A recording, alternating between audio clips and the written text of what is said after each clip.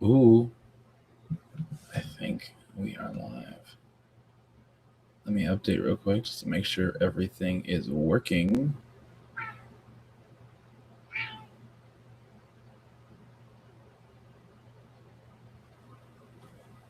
Hello, everyone.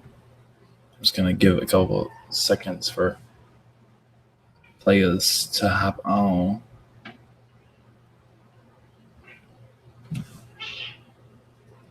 That's Noodle. She's also going to be joining us tonight. I don't know if you can hear her.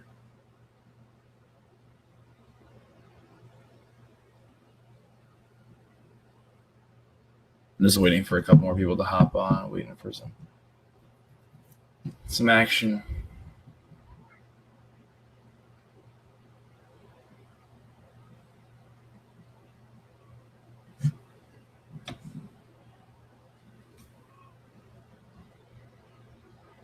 This is cool. This is the first time I've used Get Vocal. So, super okay with that.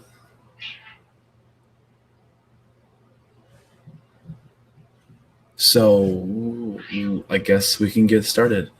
Hello, everyone. Welcome back to the Star Wars Stuff podcast, where we talk everything Star Wars. My name is Matt, and welcome to Force Friday. Force Friday is always been around, but it's a thing that here at the Star Wars Stuff podcast, we started doing this every Friday, where we just kind of celebrate the world of Star Wars, what's happening in the world of Star Wars. Obviously, that's kind of like a thing, Star Wars and all. But today we are talking, like last week we talked about sequel trilogy and the rumor of the sequel trilogy, and it being like reset button. This week I wanted to talk to you a little bit about some of the behind the scenes world that is the Star Wars. I talk about this all the time because it's one of my favorite topics from Star Wars.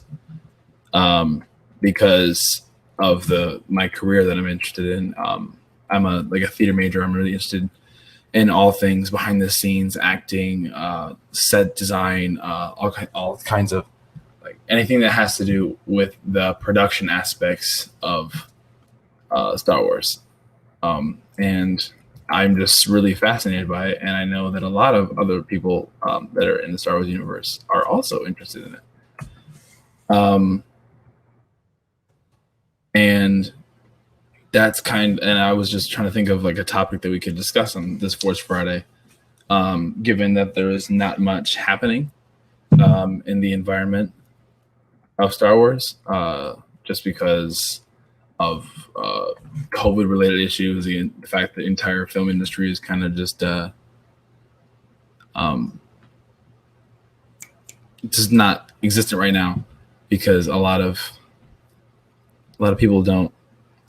There's no recording. There's no production. Like Kenobi's on hold. The Mandalorian was finished. That's supposed to come out, but there's just not a lot of going on. So we like to just talk out here on Force Friday, and we talk about topics that never go away. One of them being my favorite topics, which is the behind the scenes aspect. And when we talk about the behind the scenes aspects, and I talked about this in a couple episodes that we in the Pristine Prequels, which is a series on our Patreon. We have where we did the behind the scenes of the prequels of the Star Wars universe, Phantom Menace, Attack of the Clones, and we have yet to release the Revenge of the Sith episode yet, but we're still going to do that, where we talk about all the production aspects of those films. We talk about the beginning before the film is even started, and all the costuming that is involved, set design, the different casting decisions that were made, and all kinds of stuff like that. So that it was a huge, really fun thing to work on when we were doing research for that project, because the further I got involved in the research, the more interested I got, because that's kind of like my passion. So definitely go listen to that. But trying to find something here really quick. In the Star Wars world this week, there is a little bit of news. Not all news that we have at the Star Wars Stuff podcast happens to be good news, unfortunately. And I'm sure you already know what I'm talking about, since I'm talking about the behind the scenes world of Star Wars. And if you know Mythbusters from Discovery Channel, they just lost one of their the former hosts on the television show, part of the cast, Grant Amahara, passed away of a brain aneurysm at the age of 47 this past week. I mention him not only because I'm like a huge fan of everything that he did, and I love the show, and I kind of grew up with that kind of stuff, but he is also very involved in the Star Wars universe. Grant Amahara and Adam Savage, as well as other friends of theirs and stuff like that, took part in the production aspects of films such as Attack of the Clones, such as like basically all three of the prequels. I think definitely Adam Savage is a part of them. I'm not sure about what Grant took place or what he did. I'm trying to figure that out actually. He is a huge Star Wars nerd. He always has been. And I mean, he kind of was like I want to walk in the same footsteps of him in a lot of ways, because he grew up as like a tech savvy individual loving Star Wars, and he used his degree to better the world of Star Wars. He literally put his footprint in the world of Star Wars. He built model sets. He was he was a robotics mechanic, like engineer. He like built stuff for the film. He is a part of Star Wars history. And he passing away this past week is us. We're not necessarily losing a piece of history, but we're definitely losing an icon in the industry. He's a cool guy. Sorry, I need to grab a beverage really quick. But yeah, so I definitely really just admired Grant's enthusiasm for his degree and how he applied it to something that he loved. And I really thought that was really empowering. And then in terms of like other things, in terms of like behind the scenes of Star Wars, during like this Force Friday, I'm live on Facebook. I'm also live on our YouTube channel. And if you are watching via either of those, I would highly encourage that you definitely comment any of your thoughts or concerns that you have on there. Let me know about stuff like that. Ooh, that wasn't fine. Definitely.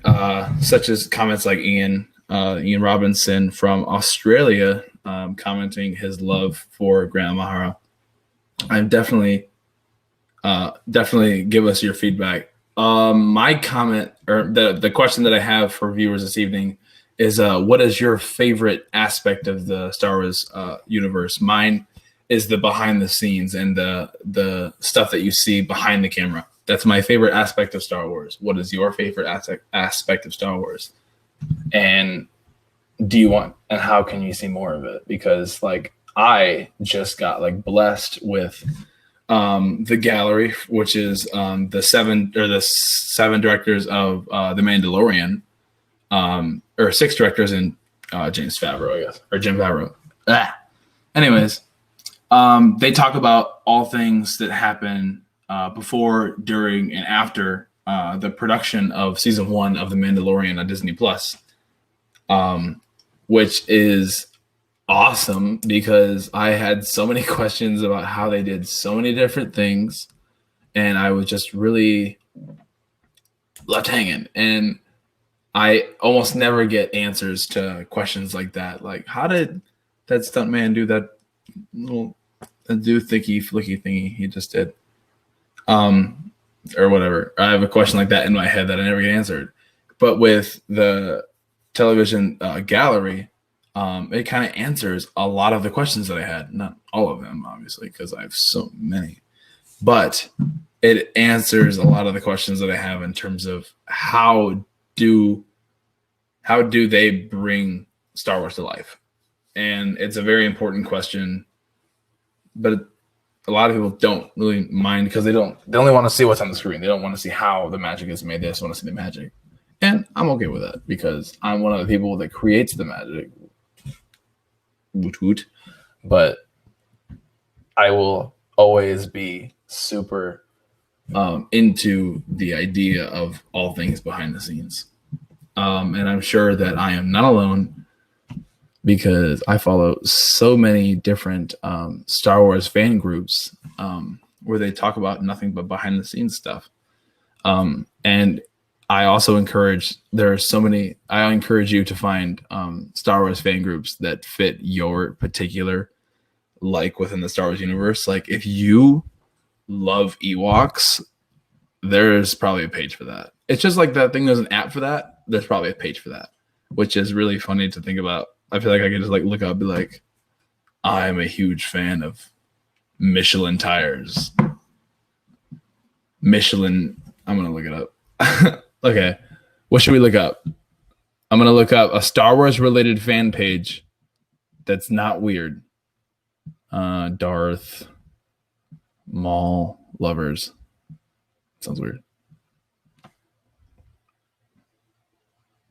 I have the Darth Maul fan page. A face painting page, a recreation. So I guess there's not a Darth Maul lovers fan page. Let me look at groups. That sounds hilarious. There's always people out there that will support you in the Star Wars universe, which is amazing. And I love it because they are always just accepting, like, even, I love Darth Maul, but I want like a pink version of him. That'd be cool. And then someone would be like, yeah, there's a Darth Maul and Stormtroopers fan group, which has 337 members. Huh. Wow, these are some. There's the Bantha, the Darth Maul collectors. I feel like they collect like Star Wars related memorabilia in terms of like Darth Maul stuff. But yeah, there's always a Facebook group out there for you. Like the Star Wars Stuff podcast Facebook page. I'm just kidding. That was a good plug. Whatever. But yeah. So I'm just gonna look at comments real quick, make sure there's none that I missed. Looks like you're good.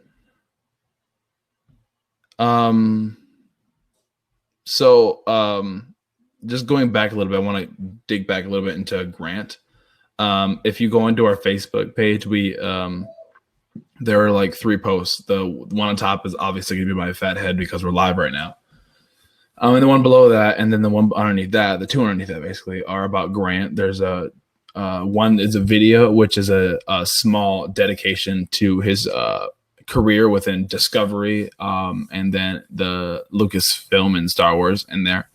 And the second is just a picture with a small article underneath it that shows a little bit of the effort that Grant put into the Star Wars universe. Like this picture right here is a picture of him right outside the hangar of the Trade Federation on the Phantom Menace, where Anakin Skywalker flies the Naboo TIE fighter, or not the TIE fighter, the Starfighter into the ship. Like he's standing right in front of that model. And the one underneath that is actually the diner in which Obi-Wan Kenobi goes to in episode 2 to identify that poison dart with what's that guy's name? Dexter. Yeah. He goes to Dexter. So he obviously has a very large passion for model set building, which I would love to get into someday. I would love that very much, but it is kind of a expensive hobby, and I am kind of a broke college student. So those things don't go together, but neither does my current hobby. So I don't know what else to do. But other things in terms of the world of Star Wars, there's a couple things I wanted to mention that I would just like to pull out of my document for the Patreon prequel thing that I mentioned a little bit ago, because there is some fun information in here that I always like to talk about.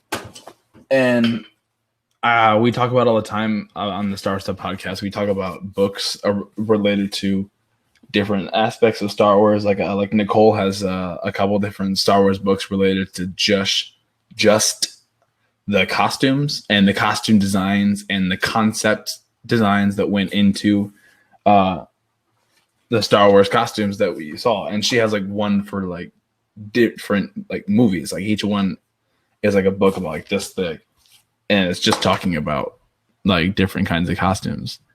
And I think that's really cool. Like this one right here is the ultimate visual guide, which is Star Wars. This is a special edition. Colin actually let me borrow this for writing the script for the Pristine prequels.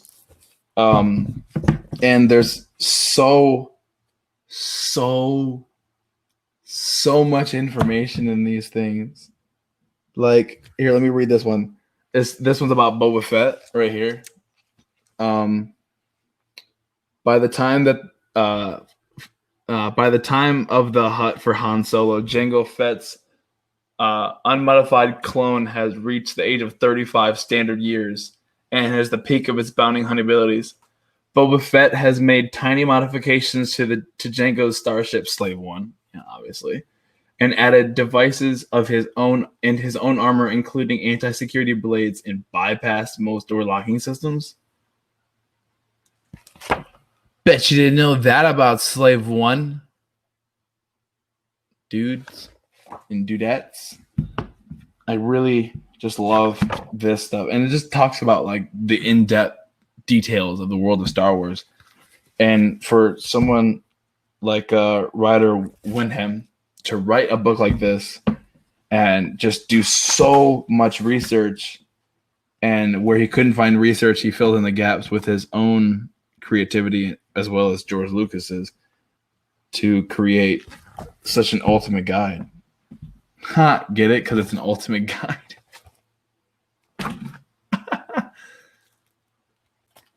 I really should stop doing these things alone. I need to have more people on this with me. And then another one that Colin let me borrow was actually The Sounds of Star Wars by J.W. Rinsler, and he with association of Ben Burt, who was was on one of the production members of basically all of the Skywalker saga, or at least the original, and then the prequel trilogies. And everything in here, there's literally just pages of pages like of representations. Like this one says the Tusken Raider Valley yells. They're talking about in the New Hope when Luke Skywalker is attacked by the Tusken Raiders, and then the yelp that they do. He like just describes how he created that sound, and I talk about it pretty in depth inside of the Pristine Prequels Patreon trilogy that's on our Patreon, which you actually have access to, I think, on here. It's on our Facebook, and if you're not listening on our Facebook, it's also, there's a link to it on our YouTube and our bio, I believe. And if there's not, that's got to be fixed. But yes, I love all things behind the scenes of Star Wars. And when I was writing the script for that and I was doing the research for that, I actually was just like, I had so many books just displayed out all over my floor, open, like on this page, I need this page because I need to make sure I talk about this, or I need to talk about how many sequins are on that scarf, or I want to talk about what camera they used to film this scene, or stuff like that. And it's just really interesting because a lot of people only see the film and they don't think about all of the effort and the work and the dedication and the man hours that went into creating those things. And I, as one of the people that occasionally do that stuff, I really enjoy it. Ian Robinson, again from Australia, just mentioned something about cross-section books. Don't even get me started on those. My library has 20 of those. And then I have posters of cross sections of Darth Vader's costumes and C-3PO, and an X-wing tie and a TIE fighter, and there's a lot. I don't think I have time to show you my entire collection of Star Wars related cross sections and stuff like that. But trust me, I have a lot. Probably not as much as some people, but enough. Plus, I have a pretty decent digital library, which probably is bigger than my real library, because most of the files that are in my digital library consist of like cross sections and like textbooks for school and stuff like that. But where was I? I got lost again. Noodle, help. Noodle is my cat. She's very vocal sometimes, but not right now. Anyways, so in terms of what your favorite part of Star Wars is, like I was mentioning earlier, that you could pretty much find a Star Wars or any page related to anything you're interested in, and like I sure that there is a Max Rebo fan group out there for Colin if he ever needs it. He needs friends that also are into Max Rebo as much as him, because I don't know any people, and I know he doesn't know any people that are obsessed with Max Rebo as much as he. And I know that we have quite a few listeners who are supportive of Colin's addiction, and I plead and I beg you, stop. Don't support this. It's ridiculous. Speaking of Colin, this is also kind of news in the world of Star Wars, in our world of Star Wars, because if you're listening here, you're obviously a great fan of the Star Wars Stuff podcast. Colin and Brooke are now engaged. Colin had proposed last Saturday, so the 11th of July. He proposed with many different members of the 501st Great Lakes Garrison. He had Darth Vader there. Kylo Ren was there. We had, I think, 4 TKs, a couple, a Sand Trooper, a Stormtrooper, a Tusken Raider, 3 officers. What else did he have? He had 2 Scout Troopers and 1 Biker Trooper. Biker Scout Trooper, I guess. I think that was it. Brooke's father was actually one of the TKs, and he was wearing Colin's TK actually, and he took it off after she said yes, because she obviously said yes because it's Colin. And then he was like, "It's me." And then they did this weird bachelor thing where as they were all in an aisle, all the Star Wars characters, and Colin was at the end of it. I'm Colin. This is the aisles. And then Brooke walked up the aisles to me. This is Colin, I guess, because I have an itch on my nose. And then as they walked up, every other Star Wars character had a rose, and then they gave it to Brooke, and then the last TK, who was actually Brooke's father, but she didn't know that yet, gave her the final rose. And then once Colin said his stuff, I can't remember what he said because I was too far away and he was talking very quietly. I think he said, "You are my world," or blah, blah, blah. Anyways, she said yes. And then it was really cool. And it was also, we also got some pretty great media coverage. Our local news station, WZZM 13, Grand Rapids, Michigan, covered it because one of the reporters for WZZM 13 is actually a member of the 501st Garrison as well. I believe he's a Sand Trooper, I think he said he was. No, not a Sand Trooper.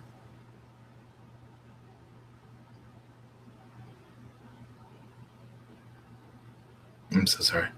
And I can't remember what he was. Anyways, so they did a story on the proposal. They interviewed Colin, they interviewed Colin and then Brooke after. They interviewed mom and dad of both the Colin and Brooke. I don't even know what I was going to say. I almost said the bride and the groom, and I was like, that's a little early.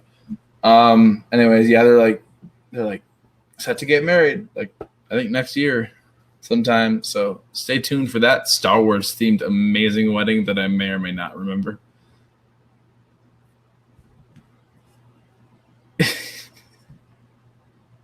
It's fine. Tuscan, yes. And while I'm on Force Friday, I want to take the opportunity to wish a very new member, friend, and follower of the Star Wars Stuff podcast, and my cousin, actually, Sam Boltice. It's his birthday today. So happy birthday to you, Sam. I'm getting a comment asking about the artwork behind me. That artwork right there. Here, I'm not looking at the same thing you are. Hold on. This artwork right here, I'll grab it real quick. It's awesome. It's pretty cool. This right here is a piece that I got as a graduation present from high school from one of my best high school friends, Ansley Hamilton. She painted it. That's me, Sand Trooper, and I'm in fire. And obviously that's an AT Walker with some TIE fighters being chased by X-Wing fighters, obviously. Great hand-painted art piece.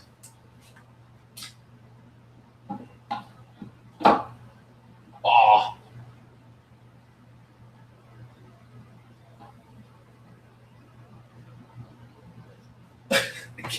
I can't have that cricket. I can't let that be cricket.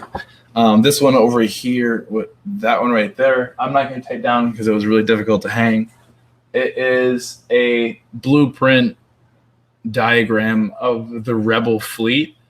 It has the technical readouts for X-Wing, Y-Wing, B-Wing, Millennium Falcon, A-Wing. Yeah, that's it.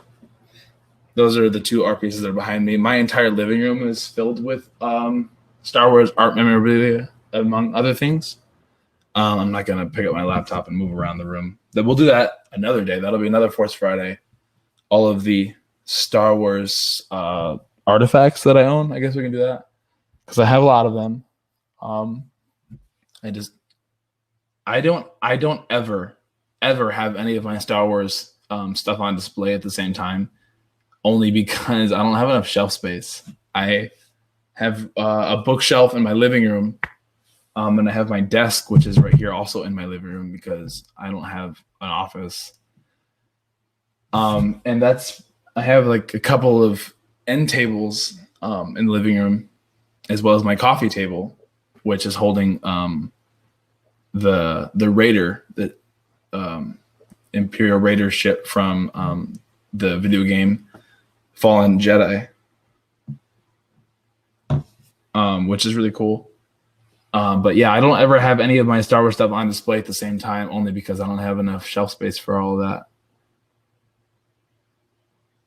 Yes, Joshua, I love that. Joshua on Facebook said that he has the Rebel fleet and the Imperial fleet blueprints.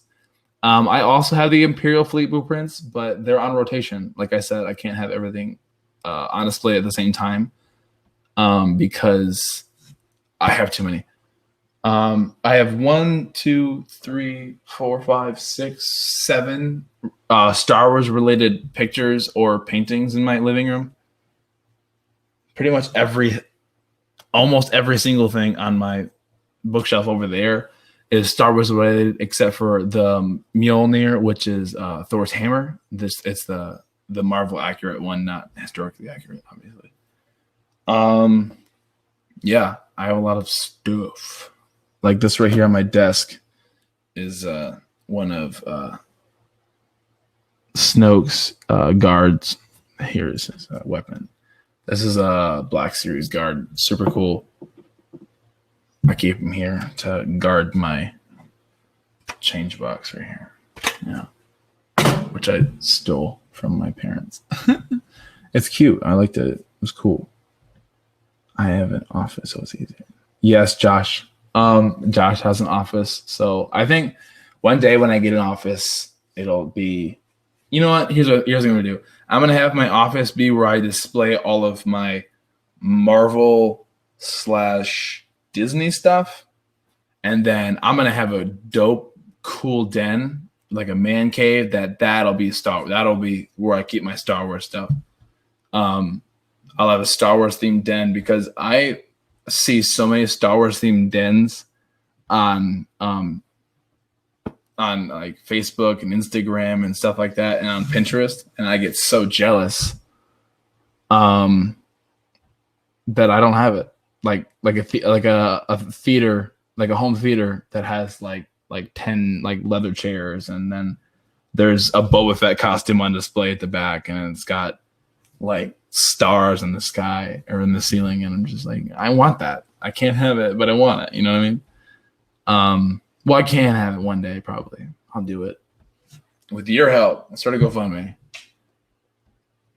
Thank you for financially supporting my dreams. Noodle, stop. Okay, yeah.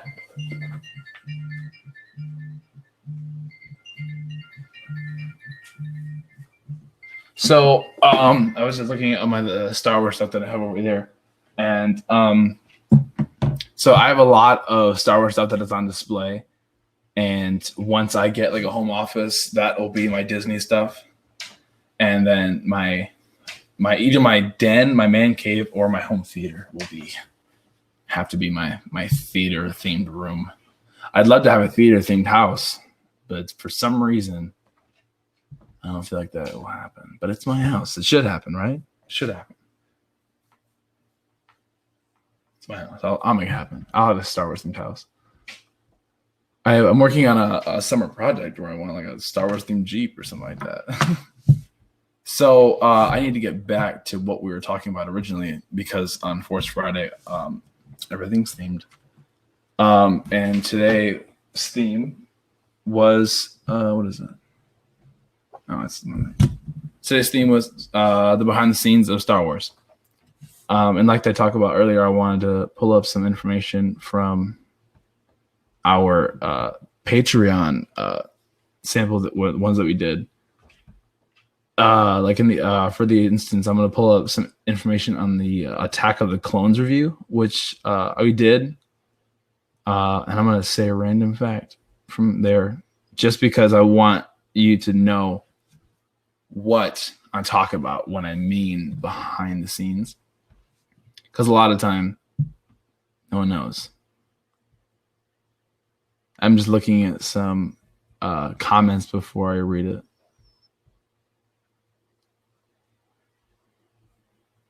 I need to get a new lightsaber too. Okay, so trying to read. Okay, so this is an excerpt from the Attack of the Clones script that we did for the pursuing prequels, and it talks about that approximately. Ooh, hold on a second.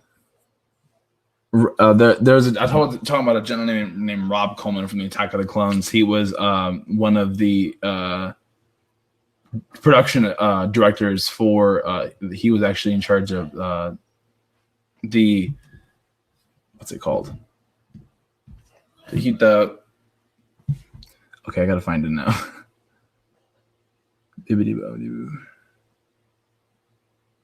Well, Rob Coleman, anyway, I'm just going to say anyways. Robin Coleman, in an interview with Carl Cohen of the Animation World Network, he said that of approximately 2,000 shots in the film, which is the Attack of the Clones, 928 of them contain characters that were created by computers. And because they use CGI a lot when it came to Attack of the Clones, obviously they used it for almost half of the shots of the film.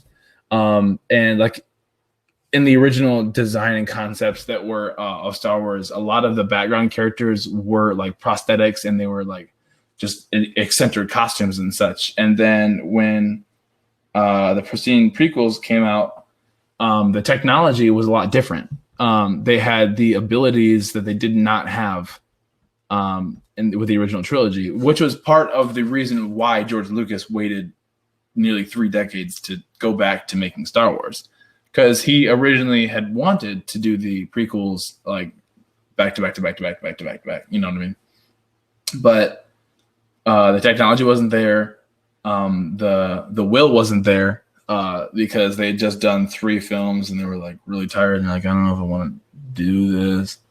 and like Harrison's like, I gotta go kick someone off my plane or something like that. That doesn't happen for like 10 years, anyways. But the technology is very different, and when computer generated imagery was invented, it really changed the game for Star Wars. Obviously, because when you see Attack of the Clones, you know what CGI and what's not, because it's like first gen CGI. Basically, it's like, I remember in Phantom Menace, in a lot of ways, is like revolutionary in the film industry because they changed the way that you film. They changed the way that directors approach the production aspects of a film in a lot of ways. And such as like with CGI, the way that the cameras that they use, the filming techniques that they use, George Lucas like completely like blank slated and then updated all of his techniques basically. And that's something that a lot of people don't know about that came out of the prequels. Because the prequels in the film industry is a revolutionary thing, because they did something that didn't really exist before. They're like, well, what about the Matrix, which came out like kind of the same time? And I'm like, stop. But yeah, it's just small things like that happen in the behind the scenes of Star Wars universe that I am most attracted to. But as technology advances, there will always be different aspects of Star Wars that exist then that didn't exist before. Oof. I'm looking at some comments really quick. Bibbidi bobbidi.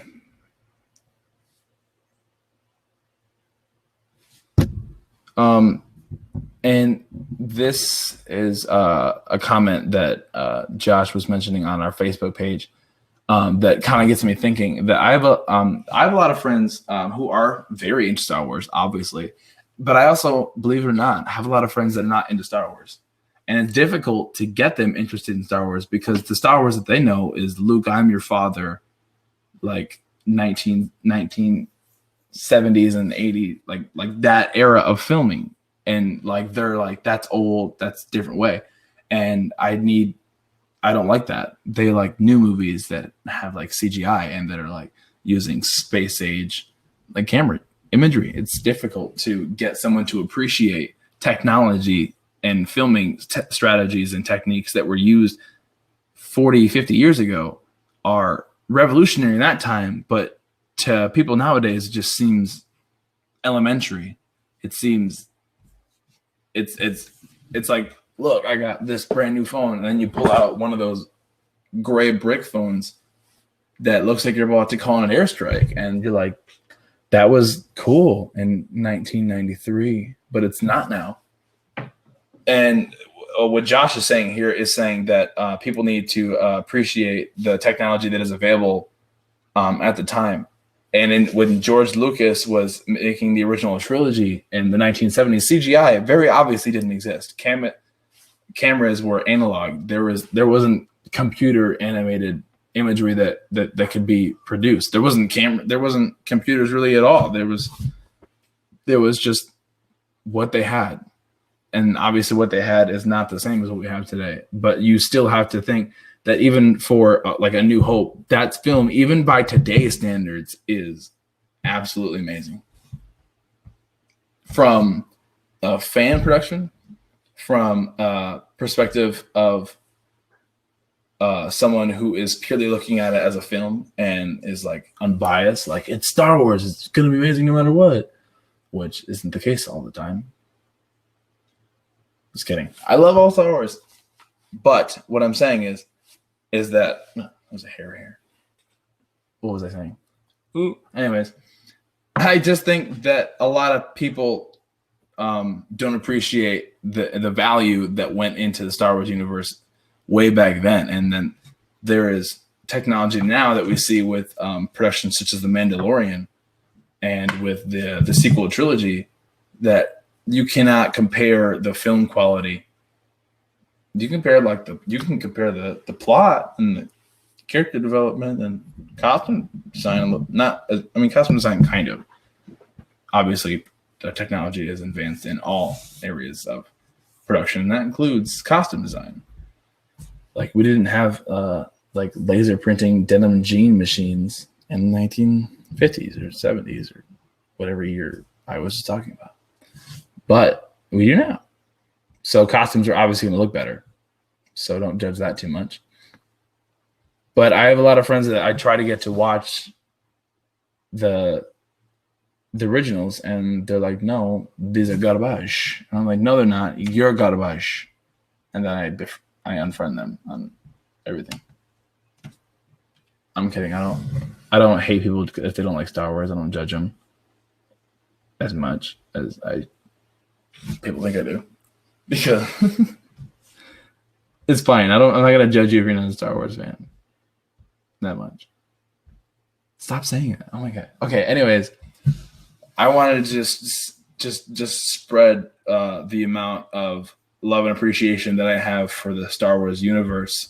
I wanted to see what you all think of the behind the scenes aspects of Star Wars, and obviously the feedback has been pretty positive. I wanted to reach out to a great icon of the Star Wars industry, which is Grant Imahara. I also want to thank everyone for your continued support of the Star Wars Stud podcast. Because if you keep listening, we're going to keep talking. And if you keep watching, we're going to keep filming. That didn't work. Take two. Okay. Anyways, please go follow us on all of our social media platforms. We're available on Facebook. You can go follow us on Instagram and Twitter. We have YouTube. That if you're watching on YouTube, you obviously know that we're on YouTube. We release new stuff on our Apple Podcasts and Spotify and all of our podcast streaming services every Monday morning. We are trying to do Force Fridays every Friday. This is the third Friday in a row. Cheers to us for doing that. That was awesome. Self-5 because I'm the only one here. Well, Noodle's here, but Noodle is laying down. So thank you very much for watching. And join us next week for the next Force Friday broadcast. Thank you so much. May the Force be with you always.